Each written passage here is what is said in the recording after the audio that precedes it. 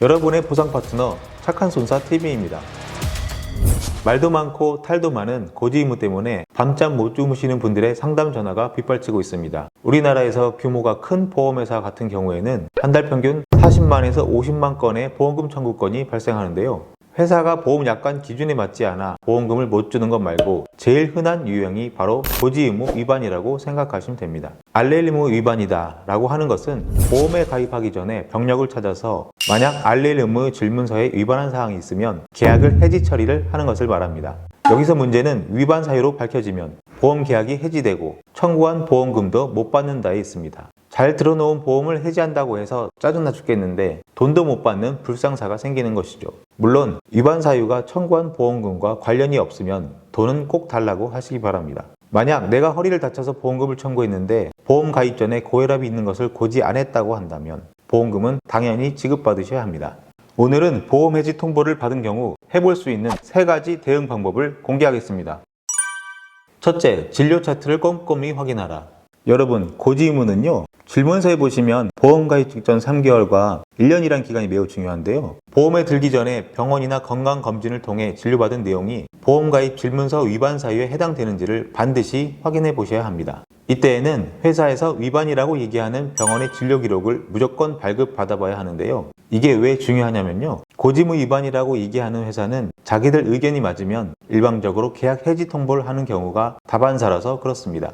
전문 지식이 없는 고객님들은 보험을 가입한 회사로부터 계약 해지 안내를 받으면 그것이 정당한 내용인지 따져보지도 못하는 경우가 있습니다. 해지 통보를 받았다고 해도 실제로 계약이 없어지는 것을 막으려면 고지 위반 사유에 해당하는 진료 기록을 발급하고 필요한 경우 담당 의사도 만나봐야 합니다. 특히 병원에 최초 어떻게 내원하게 된 것인지, 의사로부터 부여받은 확정 진단명은 무엇인지, 검사는 왜 필요한 것인지, 실제 치료는 어떻게 하였는지, 정기적으로 경과 관찰한 내용은 있는지, 의사에게 설명받은 사항은 구체적으로 무엇인지 등 본인의 병원 치료 과정을 세세하게 따져보는 것이 가장 중요합니다. 만약 고지 의무 위반으로 계약이 해지되고 보험금을 받지 못한 상태에서 법적 소송으로 진행이 되었을 때에도 이러한 검토 과정의 확인은 필수입니다. 둘째, 반대 근거를 제출하라. 고지 의무 위반으로 확정이 되면 회사에서는 계약 해지 안내문을 보내줍니다. 그 서류에는 반대 증거가 있을 경우에는 이의를 제기할 수 있습니다 라고 명시되어 있습니다. 이의를 제기하는 기간은 따로 정함이 없으나 가능한 한 빨리 조치하는 것이 중요하겠죠. 증거를 만들어서 이의 제기를 했음에도 여의치 않을 때에는 가입자분들이 시도할 수 있는 방법이 하나 있습니다. 아래와 같이 회사 홈페이지 전자민원을 신청하는 방법이 안내되어 있습니다.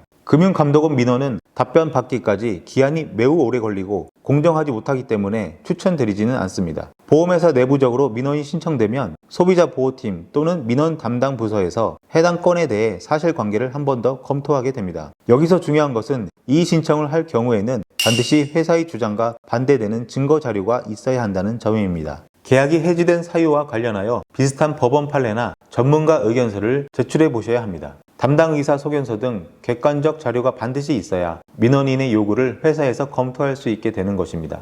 셋째, 전문가와 상의하라. 고지 의무에 관한 분쟁은 손해사정사나 변호사의 도움을 받으시면 되겠습니다. 전문가 중에서도 고지 의무 분쟁권에 특화된 사람에게 검토받는 것을 추천드립니다. 상담을 하신 후에 회사의 주장을 조금이라도 뒤집을 수 있는 가능성이 있으면 포기하지 않는 것이 중요합니다. 가능성이 있는 경우에는 정식으로 반대 의견을 제출할 수 있습니다. 도움의 손길을 구할 마땅한 곳을 찾지 못했다면 아래 서류를 빠짐없이 준비하셔서 댓글에 고정된 이메일 주소로 보내주시기 바랍니다. 구독과 좋아요 감사드리며 오늘 내용 여기서 마치겠습니다.